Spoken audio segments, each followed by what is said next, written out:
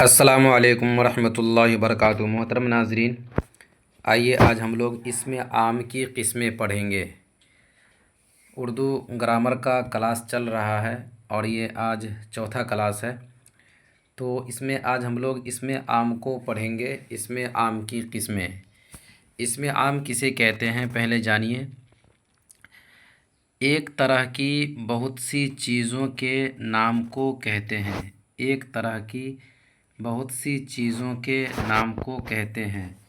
اس کی مندرجہ ذیل قسمیں ہیں۔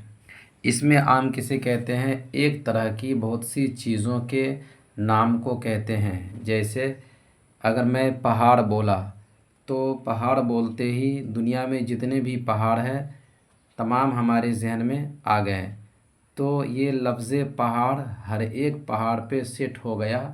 اسی طریقے سے تو یہ اسم عام ہوا۔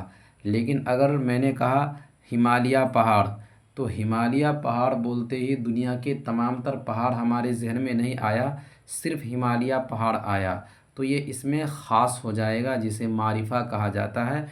پچھلی ویڈیو میں ہم لوگوں نے کیا کیا تھا، اسے پڑھا تھا۔ تو اس میں عام کہتے ہیں کہ ایک نام بولتے ہی اس طریقے سے وہ نام جہاں جہاں سیٹ ہو رہا ہے تمام چیزیں ہمارے ذہن میں آ جائے۔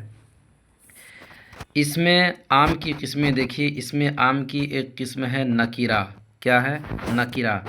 اسم نکیرہ۔ اسم نکیرہ وہ اسم جس سے کسی چیز یا شخص کا علم حاصل ہو۔ اسم نکیرہ وہ اسم جس سے کسی چیز یا شخص کا علم حاصل ہو، یہ عام ہو، خاص نہ ہو۔ جیسے گائے، پہاڑ، آدمی، لڑکا وغیرہ۔ تو گائے بولیں گے تو جتنے بھی گائے ہیں سب کے سب ہمارے ذہن میں آ جائیں گی۔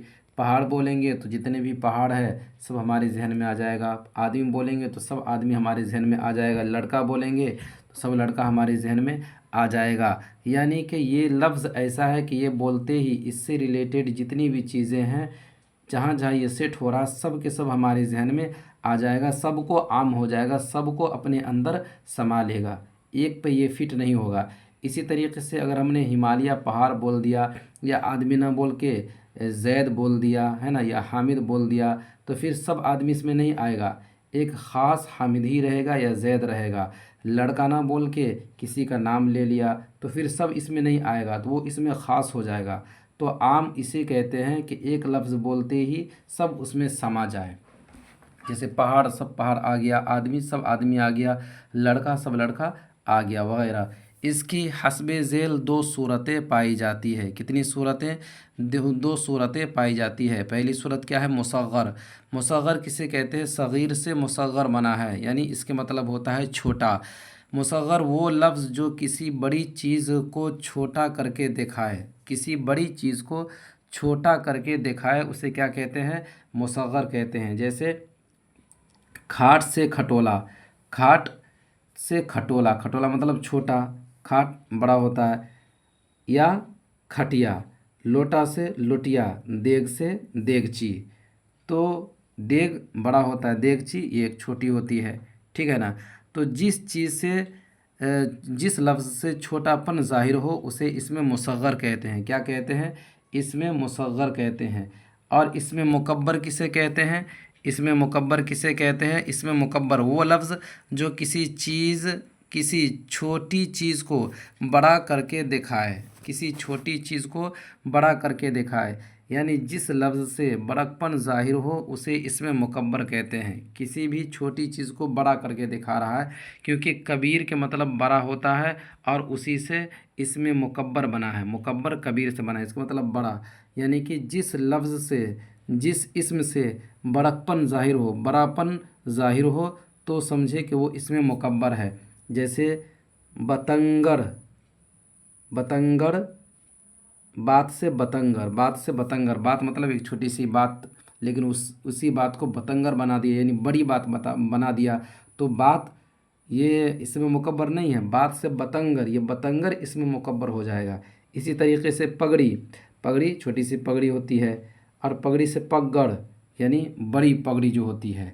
اسی طرح راہ۔ راہ مطلب چھوٹا سا راستہ ہوتا ہے، اور شاہراہ بڑا راستہ جو ہوتا ہے۔ تو جس لفظ سے بڑکپن ظاہر ہو، ہے نا، किसी चीज़ के बड़े होने का इल्म हो तो उसे क्या कहेंगे, इसमें मुकब्बर कहेंगे। क्या कहेंगे, इसमें मुकब्बर कहेंगे। अब इसमें मुसग़्ग़र और इसमें मुकब्बर की किस्में हमारे सामने है, फहरिस्त है, उसे पढ़ेंगे।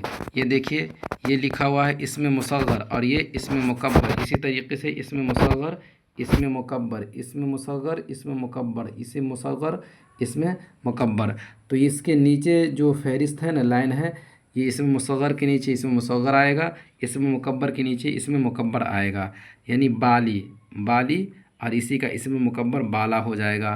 पहाड़ी से पहाड़, है ना, गठरी से गट्ठर, शाह से शहंशाह, देगची से देग। तो इसी तरीके से आप इसे क्या करेंगे, पढ़ लेंगे। आगे देखिए, आगे इसमें जिन्स को पढ़ेंगे। इसमें जिन्स किसे कहते हैं, इसमें जिन्स किसे कहते हैं, जो चीज़ें नापी और तौली जाती है उन्हें इसमें जिन्स कहते हैं। जो चीज़ें नापी और तौली जाती है उसे इसमें जिन्स कहते हैं। कोई भी चीज़ हो, हम गल्ला वगैरह ख़रीदने जाते हैं तो उसे नाप कर लेते हैं या नहीं तो तौल कर लेते हैं। तो जो भी चीज़ हो उसे अगर नापते हैं या तौलते हैं तो उसे इसमें जिन्स कहते हैं। जैसे तेल है ना, घी है, दही है, चावल है, लोहा है। तो इन तमाम तरह चीज़ों को या तो नाप कर लेते हैं या नहीं तो तौल कर लेते हैं, तो ये इसमें जिन्स हो जाएगा। इसी तरीके से इसमें कैफ़ियत, इसमें कैफ़ियत किसे कहते हैं, वो इसम जिससे कोई हालत या कैफ़ियत ज़ाहिर हो, कोई हालत या कैफ़ियत ज़ाहिर हो उसे इसमें कैफ़ियत कहते हैं। जैसे सख्ती, रोशनी, दर्द, खुशी, बुढ़ापा, बीमारी। तो ये सब चीज़ें एक हालत है, एक कैफ़ियत है ना। किसी भी इंसान की ये एक हालत है। सख्त होना ये उसकी एक कैफ़ियत है, हालत है। रोशनी ये एक कैफ़ियत है, हालत है ना, लाइट से रोशनी होती है। दर्द, इंसान के अंदर जो दर्द होता है ये एक हालत है, कैफ़ियत है। खुशी ये एक हालत है। बुढ़ापा ये एक हालत है। बीमारी ये एक हालत है।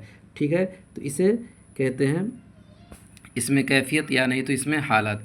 इसमें जमा किसे कहते हैं, वो इसम जिससे आदमियों या चीज़ों के गिरोह या झुंड का पता चले।